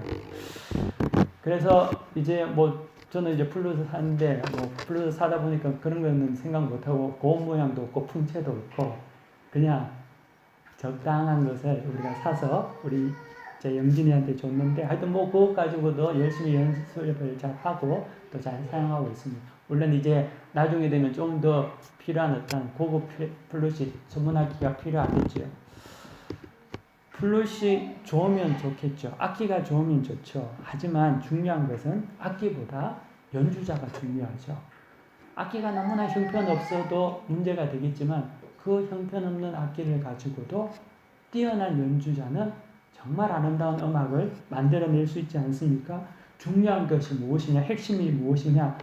축복은 하나님이 주신다는 거죠. 여호와 하나님으로 말미암아 복이 우리 가운데 임한다는 거죠. 하나님께서 부르신 사람을 구별하셔서 사용하시지만 그 사람이 아니라 하나님께서 그들을 통하여서 사용하시는 거지 그 사람이 있는 것이 아니라는 겁니다. 어떤 집에는 금그릇도 있고요, 은그릇도 있고 질그릇도 있지만 주인의 마음먹기에 따라 쓰이는 것 아닙니까? 뭔가 대단해서 자기가 대단해서 쓰여지는 것이 아닙니다. 금그릇에도 독이 묻어 있으면 그것을 사용하지 못하죠. 반면에 질그릇도 주인의 쓰기에 합당하면 쓰임을 받게 되는 겁니다. 그러므로 구별된 것, 선택받은 것을 자긍하고 교만해야 되는 것이 아니라 부르심에 대한 감사와 섬김에 있다는 거죠. 나 같은 자도 불러주심에 감사해야 된다. 이것이 우리가 반드시 견지해야 할 신앙의 모습이라는 겁니다. 이게 만약에 잘못되게 되면요, 우리가 타락하게 됩니다. 이 구별됨이 세속의 가치로 바뀌게 된다는 거죠. 그래서 이걸 가지고 사람을 구분하고, 사람을 차별하고요, 지배하고, 자신의 특혜를 누리고, 애힘하고 다니고, 그리고 성경에 보면 시장에서 문안받기를 원하고 마치 자기 자신이 대단한 신비한 능력이 있는 것 같이 굴면서 접근하지 못하게 남을 부리려고 든다는 거죠. 근데 이러한 것은 성경적인 가치가 아니라는 겁니다. 이것은 세상적인 가치죠. 그렇기 때문에 이런 세상적인 가치에 묻혀 있어서는 안 된다는 겁니다. 여러분들이 돈을 쓰더라도 돈을 잘 써야 합니다. 어떤 사람은 돈을 쓰는데 자기 사람을 만들기 위해서 돈을 쓰는 사람이 있습니다. 밥 사주고 옷 사주고 그리고 가정 형편이 어렵다고 하면은 돈도 많이 줍니다.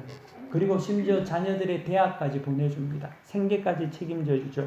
큰 은혜를 끼칩니다. 감동하게 만들죠. 좋죠. 하지만 문제는 그 마음 중심에 그것을 통하여서 자기의 사람을 만들기 위해서 자기의 측근을 만들기 위해서 돈을 쓴다면은 그 동기가 잘못됐다는 거죠. 그것은 틀린 것입니다. 하나님 보시기에 바람직한 것이 아니라는 거죠. 결국 그렇게 해서 자기 사람 만들고 자기 측근 만든다는 거죠. 하지만 우리는 그렇게 살아서는 안 된다는 거죠. 주님을 따라다녔던 그리고 주님의 최측근이었던 사람들이 있습니다. 우리가 잘 아는 베드로와 요한과 야고보죠. 그들은 주님이 가시는 곳곳마다 따라다녔던 3명의 측근들이었습니다. 근데 주님을 보면은 그들에게 돈을 준 적도 없고 그들에게 뭔가를 해준 게 별로 없습니다. 사실 주님은 머리 둘 곳도 없었지 않습니까? 주님께서 그들에게 줄 수 있는 건 하나도 없었다는 거죠. 하지만 주님은 그들에게 물질을 준 것이 아니라 하나님의 말씀을 주셨죠. 그때 그들은 그 말씀 가운데서 하나님의 영광을 나타내는 바른 자들이 되었다는 거죠. 다시 말하면 구별하여 부른 것은 주님께서 그들을 통하여서 하나님에 대한 소명과 하나님께서 주시는 사명을 깨달아 알게 하셔서 하나님의 복이 그들에게 임하게 하셨다는 데 있습니다. 내 사람을 만들어서 나의 필요로 따라서 쓰려고 했던 것이 아니라 직접적으로 하나님께서 주시는 놀라운 복을 그들에게 주기 위해서 하나님을 알려주셨다는 거죠. 우리가 신앙생활을 함에 있어서도 이것을 잘 기억해야 됩니다. 신앙생활을 하더라도 직분을 받으면 이상하게 바뀌는 사람들이 있죠. 제가 신학대학원 다닐 때 저와 같이 동기 중에서 저보다 나이가 좀 어린 우리 전도사님이 계셨습니다. 정말 너무나 순수하고 또 잘생겼고 그리고 겸손하고 그래서 참 좋아했던 그런 어떤 전도사님이었습니다. 그런데 이제 한 시간이 꽤 많이 지나서 이제 오랜만에 이제 만나게 되고 또 이때까지 있었던 어떤 그런 상황을 들으면서 제가 한 가지 느낀 게 있습니다. 그게 뭐냐면은 그 전도사님이 신학대학원 다닐 때는 참 순수하고 좋았는데 신학대학원을 졸업하고 한국에서 좀 유명한 대형교회를 간 거예요. 그래서 대형교회에서 한 10년 가까이 부목사로 이제 사역을 한 거죠. 근데 참 이게 문제가 있다는 거죠. 물론 대형교회가 나쁘다는 건 아니고요. 그 교회가 또 좋은 일도 많이 하죠. 근데 그런 곳에 있다 보니까 그 전도사 시절의 순수했던 모습이 사라진 겁니다. 어느 순간에 목이 뻣뻣해진 거예요. 겸손하지 못하게 돼요. 걷는데 자꾸만 뒷줄이 자꾸만 잡히고 이렇게 돼버린 거죠.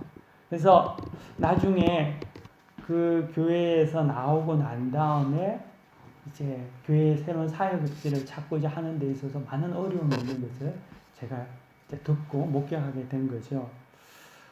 하나님께서 우리를 구별된 자리에 부르시는 것은 우리가 한 작은 일에 충성을 보시고 그것을 더 온전히 섬기게 하기 위해서 하나님께서 우리에게 복 주시기 위한 방법으로 우리를 높여주신다는 거죠. 우리가 작은 일에 충성하고 그리고 하나님께서 주신 일들을 온전히 감당하기 위해서 구별하시고 우리를 세워주실 때 우리는 이것을 잘 깨닫고 하나님 앞에서 더 사명을 잘 감당할 수 있도록 겸손하게 감당해야 한다는 겁니다. 하나님은 우리를 높이시기를 원합니다. 얼마나 높이시기를 원하냐면 자기 아들 독생자 예수를 죽기까지 우리를 높여주셨습니다. 그리고 하나님은 우리에게 이야기하십니다. 착하고 충성된 종아 라고 이야기한다는 거죠. 그때 바른 신앙의 원리는 하나님께서 우리를 특별하게 부르셔서 높여주실 때, 구별되게 부르실 때 우리는 어떻게 반응해야 하냐면 나는 무익한 종이라, 저는 악한 종입니다 라고 주님 전 앞에서 마음을 낮추는 모습을 가지고 나와야 한다는 거죠. 여러분들이 하나님께서 여러분들을 높여주실 때, 구별하여 주실 때 그때 주님 저는 무익한 종입니다. 악한 종입니다. 이게 이렇게 돼야지만 이게 맞는 거지. 하나님께서 높여주실 때 그렇죠. 주님 감사합니다. 제가 높아져서 주의 영광을 위해서 제가 높은 사람입니다. 이렇게 돼서는 안 된다는 거예요. 이게 항상 잘 밸런스를 맞아야 한다는 거죠. 교회에서 제자 훈련을 받고요. 교회에서 직분을 받고 구별된 자가 되었습니다. 하지만 요즘에는 또 그렇게 직분을 받고 무슨 훈련을 받아도 내가 구별되었다고 생각하지 못하는 게 문제죠. 물에 술 탄 듯 술에 물 탄 듯 아무 생각 없이 직분을 받더라도 그냥 생각 없이 개념 없이 사는 것도 참 심각한 문제지만 또 동시에 구별되었다고 해서 마치 자기가 특별한 사람이 된 것 같이 행세하는 것도 이것도 문제가 되는 거죠. 성숙한 신앙이 아니라는 거죠. 우리는 이것을 잘 생각해야 합니다. 내가 하나님 앞에서 어떤 부르심을 받았는지. 하나님께서 여기에 각자에게 주신 부르심이 있거든요.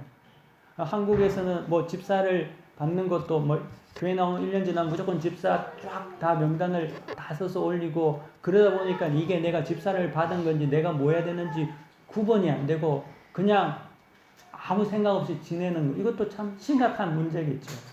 하지만 하나님께서 우리에게 부르심에는 그 부르심에 대한 구별됨에 대한 하나님의 사명이 있다는 것을 우리는 기억해야 한다는 겁니다. 민수기 6장은요. 나실인에 관한 법인데요. 구별된 자는 두 가지 종류의 구별이 있었습니다. 하나는 하나님께서 직접 손수 부르시는 구별을 시킨 자들이죠. 예를 들면은 모세, 여호수아, 아론과 그의 아들들 그리고 레위인들을 말합니다. 이들은 하나님께서 직접 그들을 부르셨습니다. 선택하셨죠. 그러면 이 하나님의 부르심, 구별됨은 하나님 편에서만 이루어지냐? 그건 아니라는 거죠. 하나님은 공평하셔서 하나님께서 내가 특별히 이 사람을 해야 되겠다 해서 부르시고 나머지 사람은 그게 끼지도 못하게 하지 않았다는 거죠. 하나님은 공평하시고 우리에게 동일한 혜택과 조건을 주십니다. 하나님께서 부르지 않아도 직접 자기가 구별된 자가 될 수 있었는데 이것이 오늘 성경 본문 민수기 6장에서 말하는 나실인에 관한 법입니다. 이 나실인은 자기가 서원함으로 하나님 앞에 구별된 자로서 살아가는 자를 나실인이라고 말하는데요. 예를 들면은 우리가 성경에 보면은 마지막 사사인 사무엘이 하나의 좋은 예가 됩니다. 사무엘은 원래 하나님 앞에 부름받은 제사장은 아니죠. 왜냐하면 제사장은 아론의 계열이 했으니까. 근데 사무엘은 어머니 한나가 기도하면서 자기 아들 사무엘을 하나님께 소원해서 바친 자입니다.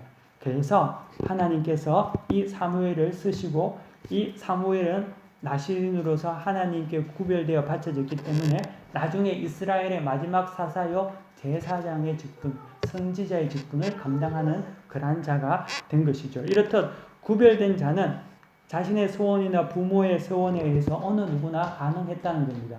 하나님께서 딱히 구별하셔서 된 것뿐만 아니라 나 또한 내가 하나님 앞에 구별된 자가 될 수 있다는 거죠. 하나님은 독재자가 아니기 때문에 하나님 마음대로 하지 않는다는 거죠. 항상 하나님께서는 그 부분에 대해서 우리에게 사명을 가지고 쓰임받기를 원하는 모든 자들에게 방법을 열어놔 주었다는 거죠. 하나님께서 축복받을 수 있는, 하나님께 축복받을 수 있는 방법들을 다 주셨다는 거죠. 그리고 성경에 보면은요, 6장 2절에 보면 그 대상도 남자나 여자라고 해서 누구나 가능했다는 거죠. 누구나, 남자라고 해서 하나님의 소명을 받는 것이 아니라 여자도 동일하게 감당할 수 있게 하셨다는 거죠. 그리고 또 이 나시린의 법은 특정 기간 동안 정할 수 있었습니다. 평생 나시린으로서 살아가는 사무엘과 같은 경우도 있었지만 어떤 일정 기간 동안 나시린의 서약을 함으로써 하나님과 더 깊은 영적인 관계를 만들게 할 수 있는 그러한 어떤 경우도 있었다는 겁니다. 요즘에 현대인의 수명이 몇 세입니까? 현대인의 수명이 한 100세 정도, 이제 100세 시대가 됐다고 하지 않습니까? 예전에는 60대면 환갑잔치 했잖아요. 근데 요즘엔 60대 환갑잔치하면 요거도 먹는 거 아시죠? 요즘은 60대 환갑잔치하면 젊은 놈이 까분다고 이렇게 하고, 경로당도 60세에 들어가면 주전자 들고 물 뜯어다 들고 이렇게 해야 된다고 하더라고요. 근데 여러분, 만약에 우리가 이제 100세 시대라고 해서 100세를 산다면 인생 100년 중에 우리가 11조도 하나님께 드리는데 인생의 10% 나시린과 같이 하나님께 드리는 그러한 어떤 삶도 굉장히 의미 있지 않겠습니까? 여러분 어떻습니까? 여러분들 지금 살면서 하나님께 얼마나 여러분의 인생을 온전히 드리며 살았습니까? 제가 대학 다닐 당시에 그 당시는 20대죠. 그때 제 인생의 10%를 하나님께 드리고 싶다라는 생각이 있었습니다. 지금은 이제 그게 없는데 예전에는 선교 한국이라는 게 있었습니다. 그래서 한 4년인가 2년마다 모였는데 그때 정말 많은 젊은이들이 함께 모여서 선교사로서 헌신하고 또 자기 자신을 하나님께 드리는 그런 어떤 인생의 11조를 드리는 어떤 운동들이 있었습니다. 물론 저 또한 그곳에 가기도 했고 물론 선교 한국을 통해서 제가 선교사로 헌신한 건 아니었지만 하나님께 내 인생의 10분의 1을 드리고 싶어서 선교지에 가서 1년을 보내기도 하고 그렇게 했습니다. 그러다 보니까 그 인생의 10%가 제 인생의 100%가 되었습니다. 여러분 우리가 100세까지 살면서 평생 내 자신만 위해서 살고 내 가족만 위해서 살고 내 사업을 위해서 살고 그렇게 살다가 죽어서 주님 앞에 갔을 때 주님께서 여러분들에게 너는 100년 살면서 뭐 하고 왔니? 라고 물으면은 여러분 어떻게 대답할 겁니까? 주님 저는 너무 일이 바빠서 정신없이 살다 왔습니다. 저는 우리 아이들 정말 키우는데 시간 다 보냈습니다. 라고 이야기한다면은 아마 주님께서는 나는 너를 위해서 피 흘려 죽었는데 넌 나를 위해서 얼마나 시간을 투자했냐? 라고 묻지 않을까? 그러면은 정말 염치가 없고 부끄러울 것 같습니다. 여러분들은 믿음으로 구원을 받지 않습니까? 여기 계신 분들이 믿음이 있으면 다 하나님 앞에 천국에 가시겠죠. 천국은 들어가는데 주님 만날 때 부끄럽지 않으려면 우리 자신을 하나님께 드릴 수 있는 그런 어떤 나시린의 제사가 필요하지 않을까라고 생각해 봅니다. 나시린의 제도라는 것은 이런 것이라는 거죠. 평생이 아니더라도 인생의 일정 기간 동안 하나님께 헌신함으로써 쓰임받는 것. 이것이 나시린이라는 거죠. 여러분들이 이 나시린의 법을 잘 여러분들이 묵상하시면서 여러분의 삶에 적용할 필요가 있습니다. 이제는 나시린의 제도는 없습니다. 하지만 그 정신만은 남아있어야 한다는 거죠. 여러분이 교회의 직분자로서 아니면 교회에서 여러분들이 사명자로서 성도로서 믿음 생활을 하면서 이것을 인지하고 사명을 감당해서 살아간다면 여러분은 영적인 나시린이 될 수 있는 거죠.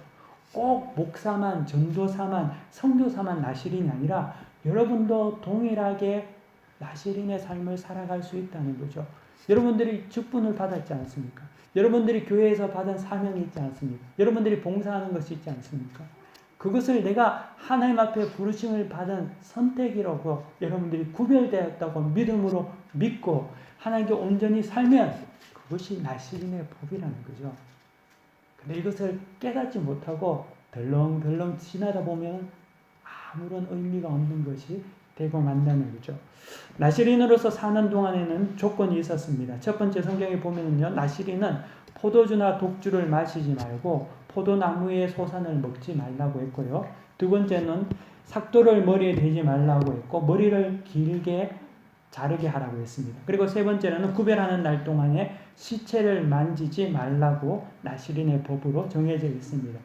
구별된 자로서는 그에 따른 어떤 절제가 있어야 한다는 거죠. 여러분 한번 생각해 보십시오. 제가 자그레브 시내를 다니는데 자그레브 시내에서 여러분과 제가 만났는데 제가 가면서 담배를 이렇게 물고 다니면서 피고 지나가는데 여러분을 만났다. 제가 식당에서 밥을 먹는데 밥상 옆에 반주를 딱 곁들여서 한 잔씩 먹으면서 밥을 먹는다. 그러면 은혜가 되겠습니까? 여러분들이 제가 그런 어떤 모습을 하는데 그런 모습으로 지내면 여러분들이 저에게 하나님의 복을 빌어달라고 기도를 받으러 올 수 있겠습니까? 그렇지는 않겠죠. 여러분 담배 피운다고 지옥 갑니까? 술 마신다고 지옥 갑니까? 천국에 못 갑니까? 아니죠. 구원은 믿음으로 받는 것 아닙니까? 하지만 그럼에도 불구하고 하고 말고의 문제를 떠나서 성도는 구별되어 있다는 거죠. 천국은 믿음으로 가지만 그 믿음은 참 믿음은 항상 덕을 이룬다는 겁니다. 행함이 있다는 거죠. 그렇기 때문에 나는 믿음이 있기 때문에 아무거나 다 할 수 있어. 그거는 구원파나 이단들이 하는 소리죠. 믿음을 가진 자는 덕스럽습니다. 절제합니다. 은혜를 끼치게 되어 있다는 거죠. 나시린도 마찬가지라는 거죠. 특별히 나시린으로 지내는 동안 술을 금해야 하는 이유는 사명의 자리에 있는 자는 항상 바른 정신을 소유하고 있어야 된다는 거죠. 술은 우리에게 판단의식을 허리멍텅하게 합니다. 술은 현실을 도피하게 만들고 또 즐거움이나 쾌락을 극대화하게 하는 매체라는 거죠. 하나님 앞에 구별된 삶을 살아가는 그 기간 동안 그 사람은 술을 가까이 하지 말라는 의미는 바른 정신을 소유하고 그 정신 속에서 윤리적으로, 논리적으로, 성경적으로 이 모든 것에 정확하고 명확하고 클리어하게 살아가야 한다는 거죠. 그렇기 때문에 나시린은 술을 금하게 된 것이죠.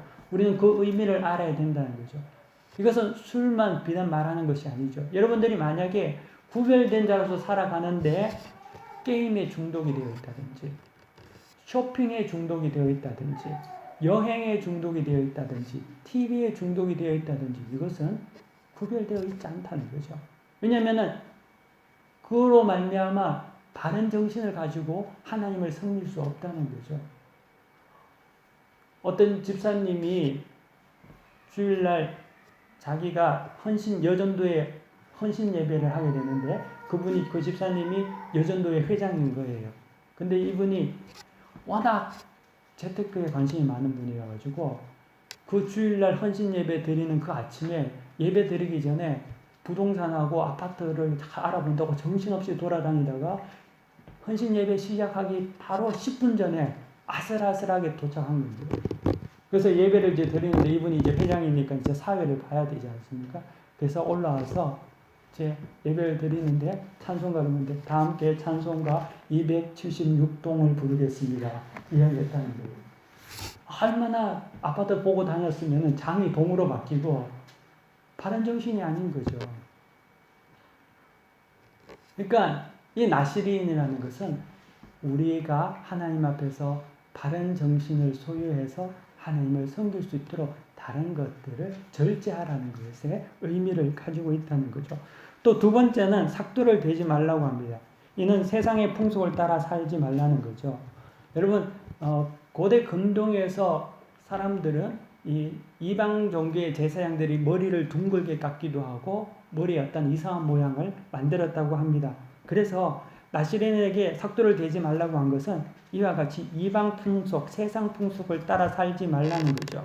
여러분, 어떤 분은 머리를 손질하는데 2시간 걸리는 분이 있습니다. 우리가 잘 알듯이 세월호 사건 때도 박근혜 대통령이 머리 손질하는 걸로 인해서 얼마나 말이 많고 구설수에 오르지 않았습니까? 하나님의 사명을 감당한 자리에 있는 자는 먼저 세상의 풍습과 문화에 흥청망청 취해 있어서는 안 된다는 거죠. 구별된 삶을 살아가는데 늘 유행가 부르고 세상 브랜드에 관심이 많고 세상 정보에 정말 민감하고 TV의 드라마 순서 완전히 일주일치를 다 깨고 있고 연애 정보는 다 알고, 그런데 성경은 66권인지 67권인지도 잘 모르고 말라기라고 하면 말라기가 어디 있는지도 모르고, 그렇게 한다면 그것도 구별된 삶이 아니라는 거죠. 어느 목사님의 설교를 듣는데요, 그 목사님이 그런 이야기를 하는 걸 들었습니다. 미국에 집회를 갔는데 그 교회 이제 목사님이 이제 집회 중에 자기 교회 교인 중 집사님 한 분이 큰 병을 앓고 있어서 병원에 입원해 계신다는 거예요. 그래서 강사 목사님에게 우리 교회 집사님을 위해서 기도를 해주고 좀 위로해 달라고 병원에 한번 신방을 하자고 이야기했다는 겁니다. 그래서 이제 신방을 간 거죠. 그 신방 가서 그 목사님이, 강사 목사님이 이런저런 이야기를 나누면서 잠언 말씀을 이야기를 하고 많은 위로를 하고 기도를 하고 이제 나왔다고 합니다. 근데 나오는데 그 집사님께서 그 강사 목사님을 잠시 부르더니만 하는 말이, 목사님, 그 잠언에 대해서 오늘 말씀을 많이 해주셨는데 그 잠언은 어디 가면 살 수 있습니까? 라고 물었다는 거예요. 그러니까 이분이 집사님인데 잠언이 성경 안에 있는지 모르고 그냥 물었다는 거죠. 그러니까 그 목사님이 아이고 집사님인데 성경 안에 잠언이 있지 말하면 부끄러울까봐 곧 알게 될 거라고 하고 왔다고 그런 이야기를 들은 적이 있습니다.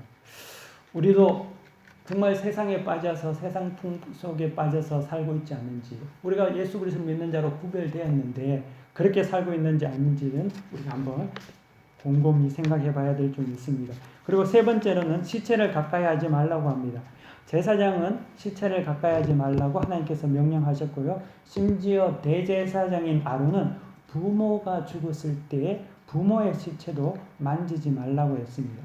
레위기 10장에 보면은 아론의 아들 나답과 아비후가 잘못된 불로 제사 드리다가 죽임을 당합니다. 그때 하나님께서는 아론 보고 울지 말라고 하시거든요. 왜 하나님께서는 제사장에게 그런 명령을 하셨을까요? 좀 잔인하다고 생각이 들지 않습니까? 하지만 그런 이유가 있습니다. 현대 기독교 신자들에게 가장 약한 것은 그들의 신앙의 정체성이라는 거죠. 세상의 가치가 너무 교회 안팎으로 흘러 넘치다 보니까 진정 내가 믿는 신앙에 대한 정체성이 없다는 겁니다. 사실 교회 안에서 배운 게 별로 없다는 거죠. 주일날 예배에 와서 설교 말씀 한번 듣는데 그 듣는 것도 자기가 원하고 자기에게 유익하고 위로해주는 말만 듣고 진정 하나님의 말씀은 다 걸러낸다는 데 있습니다. 또 교회도 하나님의 말씀을 통해서 우리의 죄를 들춰내는 설교를 하면 교인들이 안 오기 때문에 소위 말하는 사업 원리상 교인들이 듣기 좋아하는 말을 자꾸만 이야기한다는 거죠. 그러다 보니까 교회에 오면은 자기가 회심하고 변화되어야 되지 않고 자꾸만 사람들이 스스로의 자기의 어떤 생각을 더 공고하게 말씀을 뜯어붙여서 자기 생각을 뜯어붙이는 내가 복음의 주인공이 돼가 만다는 거죠. 그러므로 말미암아 변화가 없습니다. 성화되지 않는다는 거죠. 그냥 신앙이 그냥 자기 위주의 신앙이 되고 말았지 하나님을 알지를 못하게 된다는 거죠. 그리고 교회에서도 봉사를 하긴 하는데 교회 안에 있는 봉사의 내용들이 특강이라든지 세미나라든지 사역을 하는데 그런 어떤 것들도 세상에서 하는 일들을 많이 한다는 겁니다. 그러다 보니까 이 성도라는 자의식과 정체성이 잘 뭐가 뭔지를 모른다는 거죠. 그에 와서 행사 봉사하는데 그런 어떤 봉사 또한 세상에서 문화센터에서 하는 비슷한 것들을 하고 하니까 이게 교회 사역이고 이게 믿음 생활이라고 착각하게 되고 말았다는 거죠.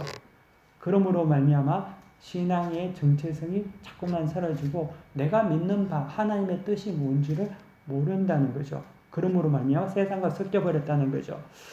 성경에서 제사장들에게 시체를 가까이 하지 말라, 나시린에게 시체를 가까이 하지 말라는 것은 시체는 죽음을 상징하는 거 아닙니까? 근데 이 죽음이라는 것은 죄를 상징하는 것이지요. 구별된 나시린은 특별히 죄를 상징하는 죽음에 가까이 해서는 안 된다는 거죠. 그래서 구별된 사람은 죄를 멀리해야 한다. 바른 정체성을 가지고 있어야 한다. 하나님께서 원하시는 자는 죄를 멀리하는 자라는 거죠. 죄에서 떠나야 한다는 것이 나시린의 구별된 증거라는 거죠. 그렇기 때문에 시체를 가까이 하지 말라는 거죠. 죽음을 가까이 하지 말라는 거죠. 여러분, 죄는 무엇입니까? 죄는 주님께서 여자를 보고 음욕을 품는 자는 이미 간음했다고 하셨고요. 구약에 따르면 신체적인 간음죄가 죄였지만 주님은 내면 중심까지 파고 들어가셔서 그 뿌리를 정죄하셨죠. 눈에는 눈, 이에는 이라고 율법을 가르쳤지만 주님은 형제에게 나가라고 이야기하는 모든 사람과 지옥불에 던져질 것이라고 하셨습니다. 다시 말하면 죄라는 것은 행위 규범뿐만 아니라 내 속에 있는 모든 동기까지라고 죄라고 보셨다는 거죠. 그러므로 나시린은 그런 근본적인 죄의 문제에서부터 우리 자신을 정결케 해야 한다는 거죠. 구별된 사람은 그러한 동기에서부터 우리 자신을 정결케 해야 한다는 겁니다. 여러분, 선교사가 선교지에 가면 뭐합니까? 가서 그곳에서 어린아이들 성추행하고 그곳에서 문제 일으키면 그것이 아무런 의미가 없는 것 아닙니까? 이것은 구별된 자가 아니라는 거죠. 나시린의 규례에서는 구별된 날로 자기가 서원하여 살다가 중도에 실패하게 되면, 예를 들면은 시체를 만진다든지 술을 먹는다든지 이렇게 되면 그 자기가 지내왔던 나시린의 기간이 모두가 무효가 되는 거죠. 말짱 도루묵이 되고 만다는 겁니다. 내가 1년을 하나님께 서원해서 삽니다. 예를 들면 나시린의 규례에 따라서 하나님 우리에게 좀 적용하면, 여러분들이 만약에 집사가 되어서 1년 동안 하나님 앞에서 직분을 받았다고 칩시다. 근데 그 기간 동안 한 6개월이 지나서 술을 마시거나 아니면 세상 풍속에 따라 살거나 그것에 취해서 모든 것을 행하게 되면 그것이 무효가 된다는 거죠. 그러면 이전에 6개월은 그냥 무효 처리가 되고 다시금 속건제와 속죄제를 드리고 모든 것이 포맷되어서 다시 시작해야 되는 것이 나시린의 규례였다는 거죠. 다시 하려면 그날부터 다시 카운트가 시작된다는 거죠. 그렇게 본다면은 사실 우리를 적용해서 본다면 하나님의 축복에 관해서 하루도 정립이 안 된 사람이 얼마나 많지 않겠습니까? 하나님 앞에 헌신해서 쓰임 받겠다고 마음으로 헌신하고 난 다음에 하다가 며칠 지나서 이거 힘들어서 더 이상 못하겠다 해서 또 깨먹고, 그리고 또 하다가 또 깨먹고, 모든 게 다 리셋이 되고 무효가 되고 나중에 하나님 앞에 왔을 때는 남는 게 없다는 거죠. 하나님은 이 나시린의 법을 통해서 우리에게 축복하기를 원하십니다. 왜 나시린의 소원을 하게 될까요? 그것은 이 성경의 말씀을, 진리의 말씀을 온전히 믿은 자들이 이를 통하여서 하나님의 축복이 우리에게 임한다는 것을 알았기 때문에 나시린의 소원을 했다는 거죠. 왜 술도 금하고 머리도 깎지 못하고 이 불편함을 왜 해야 했냐? 하나님의 축복이 있다는 것을 알기 때문에 그것을 믿고 인내했다는 거죠. 여러분, 민수기 6장 22절 이후의 제사장 축복문은 여러분들이 제가 성찬 예식을 끝날 때 읽어주었던 축복문입니다. 근데 이 나시린의 6장의 내용의 마지막 부분에 제사장의 축복문이 있다는 것은 굉장히 의미가 있습니다. 왜냐하면 이 나시린의 법을 따라서 온전히 하나님 앞에서 살아가기를 원하는 자들에게 여호와께서 복을 주시고 너를 지키시고 그의 얼굴을 내게 비추시고 그의 얼굴을 내게로 향하여 두신다는 거죠. 아무에게나 하나님께서 축복을 남발하고 여러분들이 멋대로 살면서 주여 주여 부른다고 해서 하나님의 복이 임하는 것이 아니라 하나님의 얼굴은 나시린과 같은 삶을 살기를 원하고 힘들지만 인내하고 절제하면서 하나님의 뜻을 살아가기 원하는 자에게 하나님의 얼굴이 그를 늘 보고 계시다는 거죠. 지키신다는 겁니다. 이것이 나시린의 법이라는 거죠. 하나님의 은혜와 그분의 평강은 이러한 모든 믿는 성도들의 마음 가운데 역사하신다는 겁니다. 사랑하는 성도 여러분, 저는 여러분들이 하나님의 놀라운 축복을 받기를 원합니다. 이 축복은 그냥 할 말이 없어서 그냥 막 찌라시 나눠주듯이 축복받아라는 축복이 아니라 이 나실인과 같은 마음으로 하나님을 사모하고 살아가는 자에게 하나님은 분명히 약속하신 언약의 말씀이라는 거죠. 저는 여러분들 이 말씀에 의지해서 승리하시기를 바랍니다. 빛이 되시기를 바랍니다. 여러분의 기도의 모든 제목들이 응답받기를 원합니다. 그러기 위해서는 여러분들이 이 하나님의 말씀을 마음에 꼭 새기는 모두가 되시기를 간절히 축원합니다. 기도하겠습니다. 하나님 감사합니다. 오늘 하나님께서 우리에게 주신 이 나실인의 법을 통하여서 우리가 어떻게 하나님을 사랑하며 섬겨야 하는지를 알게 되었습니다. 또 하나님께서 주시는 온전한 축복을 어떻게 우리가 누려야 하는지도 우리가 배웠습니다.